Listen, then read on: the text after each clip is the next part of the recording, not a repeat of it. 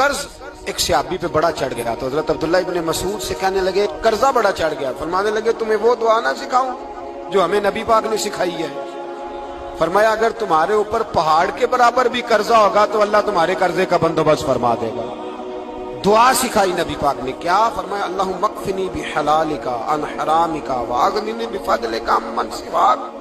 فرمایا یہ دعا مانگا کرو، اے اللہ مجھے کفایت کرنے والا رزق عطا فرما اور مجھے حرام سے بچا اور مجھے اپنے فضل کے ساتھ دوسروں سے بے نیاز کر دے۔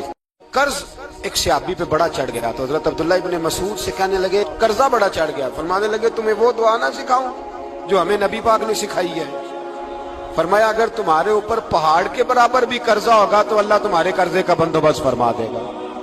دعا سکھائی نبی پاک نے، کیا فرمایا؟ اللہم اکفنی بحلالک عن حرامک واغننی بفضلک عمن سواک۔